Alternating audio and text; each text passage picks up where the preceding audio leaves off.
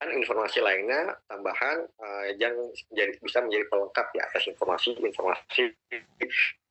tersebut tadi. Oke, sekarang kita masuk ke materi pertama ya. Bagaimana kenapa sih emang harus segera berangkat umroh ya? Nah, ini kita membulatkan tekad lagi nih. Membulatkan tekad, membulatkan niat, buatkan niat kita. Kenapa sih kita harus segera berangkat ke umroh ya, tanah suci beribadah umroh ya? Pertama tentunya itu bisa menghapus dosa teman-teman semua ya. Jadi ibadah umroh ini bisa menghapus dosa-dosa kita semua ya. Salah satunya ya. Kenapa? Karena kan memang butuh pengorbanan juga nih buat ibadah ke Baitul kan butuh pengorbanan juga. Dan itu sudah disyariatkan, sudah ada di hadis juga bahwa beribadah di tanah suci itu tempat terkabulnya doa itu banyak titiknya, banyak tempat-tempat spot-spot doa cepat terkabul. Kemudian banyak juga bisa mendapatkan pahala, nanti kita bahas juga satu-satu ya, termasuk salah satunya bisa kita memohon ampunan dosa-dosa juga pada saat kita nanti umroh. Kemudian ya tempat diijabahnya doa-doa ya. Nah ini tempat diijabahnya doa-doa itu ada di Baitullah, insya Allah ya, di tanah suci yang diberkati Allah ya, itu adalah tempat diijabahnya doa-doa. Nah mungkin Bapak Ibu semua nih ada hajat ya, ada keinginan ya untuk bisa apapun sesuatu ya, baik itu dunia ataupun akhirat, kita memang nggak dilarang ya sama Allah SWT untuk meminta apapun itu ya. Mau minta dunia dan sisinya pun boleh ya teman-teman semua ya. Dan ini adalah tempat percepatan dijabahnya doa-doa ya. Banyak sekali spot-spot atau tempat-tempat mustajab untuk berdoa. Kemudian rezeki dilipat gandakan ya. Jadi walaupun umroh ini butuh pengorbanan uang ya, finansial ya buat ibu semua, tapi insya Allah ini nggak akan membuat miskin ya. Ini nggak akan membuat miskin, justru dengan kita berjuang untuk untuk di jalan Allah ya, itu Allah akan balas berlipat-lipat insya Allah ya. Insya Allah kita harus yakin itu, harus percaya itu. Insya Allah ini ibadah yang salah satu ibadah yang memang butuh pengorbanan finansial dan insya Allah akan dilipat gandakan nantinya. Oke. Nah ini dapat 1.000 sampai 100.000 kali pahala sholat ya. Jadi kalau misalkan di Masjid Nabawi kita itu bisa mendapatkan 1.000 pahala sholat seperti di masjid biasa ya. Jadi kalau di masjid biasa kali 1.000 itu pahala kita sholat di Masjid Nabawi. Dan kalau di di Mekah ya, di Masjidil Haram itu setara 100.000 ya pahala sholat ya. Nah jadi kita memang mendapatkan pahala yang berlipat-lipat ganda insya Allah ya. Tapi bukan berarti ya Bapak Ibu semua udah umroh ya, udah sholat di Masjidil Haram 100.000 kali gitu ya. Nah itu menjadi tabungan, dianggap sebagai tabungan gitu ya. Jadi nggak usah sholat lagi, pas pulang lah gitu ya. Jangan kayak gitu ya. Itu adalah tabungan pahala kita ya. Tabungan pahala kita bukanlah itu kita menjadi tabungan buat kita nggak sholat lagi gitu. Dan kemudian akselerasi kebaikan dunia akhirat. Ini mohon maaf agak berisik ya Bapak Ibu semua, ada anak kecil nangis. Akselerasi kebaikan dunia akhirat ya. Jadi kita bisa meminta kebaikan di dunia, kebaikan di akhirat itu bisa di tanah suci insya Allah ya, di tanah suci ini. Bismillah ya. Dan ada hadis dari Rasulullah ya, terkait dengan anjuran untuk bisa berangkat umroh ya. Nah, seperti ini ya. Janganlah kalian bersusah payah melakukan perjalanan jauh kecuali ke 3 masjid, yaitu Masjidku ini, Masjid Nabawi, Masjidil Haram di Mekah, dan Masjidil Aqsa di Palestina ya. Jadi kita bukan dianjurkan nih ya. Kalau kita mau bersusah payah ke suatu tempat, itu jangan kita bersusah payah ke suatu tempat kecuali ke 3 masjid ini teman-teman semua ya. Jadi itu artinya ya kita jangan dulu, misalkan ya kita ada budget liburan gitu ya, yang dulu liburan gitu ya, kita ke tanah suci dulu gitu ya.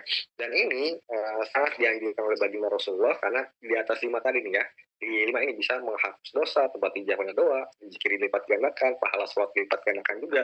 Pokoknya pahala kita di tempat biasa itu dilipat gandakan oleh Allah SWT insya Allah ya. Baik itu sedekah, sholat, ibadah-ibadah lainnya itu dilipat gandakan pahalanya di tempat-tempat suci ini. Jadi makanya Rasulullah sangat menyarankan kita untuk bisa beribadah atau memaksakan diri ya untuk bisa beribadah umroh ya. Seperti itu ya. Mudah-mudahan ini bisa membuat ya niat kita, ya niat Bapak Ibu semua lebih bulat lagi nih lebih bulat lagi untuk bisa berangkat umroh ya, insya Allah. Nah sebelum ini saya cerita sedikit terkait dengan pengalaman saya untuk ketika berumroh pertama kali ya. Saya pertama kali umroh itu baru di November 2023 ya, insya Allah, alhamdulillah gitu ya. Itu pas di saat saya waktu itu nggak punya duit, Bapak Ibu, justru yang nggak punya duit, bisnis stuck ya, bahkan bisnis bisa dibaratkan banyak mangkraknya gitu ya, banyak mangkrak gitu ya, stuck lah, nggak berjalan lah gitu ya. Itu dari tahun 2021 lah, 2020 mulai ini juga ya, mulai down gitu ya, 2021 sudah off-nya. 2 tahun Bapak Ibu semua ya, saya cari cara kesana kemari, ke sini ke sana gitu ya, itu mentok semua jalannya sampai saya bisa umroh di November 2023 ya. Nah saat itu ya, alhamdulillah atas izin Allah, hutang itu pelan-pelan lunas ya. Hutang itu pelan-pelan lunas. Saya ada hutang miliaran ya, Bapak Ibu, miliaran. Sekarang sih belum lunas sekarang gitu ya. Tapi pelan-pelan lunas juga, gitu ya. Pelan-pelan proses atas izin Allah ya. Pelan-pelan lunas, bahkan ada hutang yang bukan saya yang bayarin ya. Jadi dibayar bukan dari duit saya gitu ya. Ada seperti itu juga, dan nilainya juga fantastis juga, lumayan, nilainya sekitar 5 miliaran hutangnya lunas, tapi bukan dari uang saya, itu sepulang umroh ya.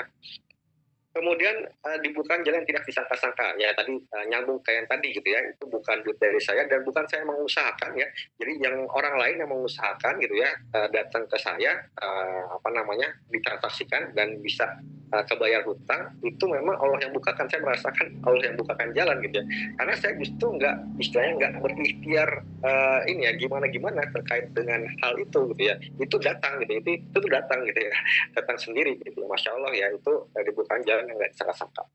Kemudian bisa juga umroh bersama keluarga ya, alhamdulillah ya, sepulang umroh November ya, saya nggak nyampe setahun itu saya bisa membawa keluarga kecil saya bisa umroh ya, 1 istri dan juga 2 anak kecil waktu itu. Istri lagi hamil ya, belum lahirkan waktu itu, bisa umroh bersama keluarga juga. Jadi nggak ada tuh ceritanya habis umroh tuh kita dipersulit gitu ya, atau rezekinya seret gitu, nggak ada ceritanya gitu ya, saya mengalami sendiri. Dan alhamdulillah bisa haji di usia muda. Saya berdoa di November itu, saya berdoa supaya bisa dimampukan untuk berhaji ya, kembali lagi untuk berhaji, dan Allah kabulkannya itu dalam waktu singkat gitu ya, hanya dalam waktu kurang lebih 6 bulan ya. Alhamdulillah atas izin Allah saya bisa untuk berangkat ibadah haji bersama tim ya, itu di tahun 2024 kemarin ya, bisa berhaji. Alhamdulillah ya, itu doa saya juga, salah satu doa saya di November 2023 yang langsung terkabul ya, yang langsung terkabul. Kalau doa buat hutang lunas itu belum terkabul ya, belum, tapi pelan-pelan sudah terkabul gitu ya, ada prosesnya. Tapi kalau haji itu langsung dikabulkan oleh Allah Subhanahu wa taala. Allah mampukan, Allah bukakan jalannya ya, seperti itu. Ya ini titik balik hidup saya.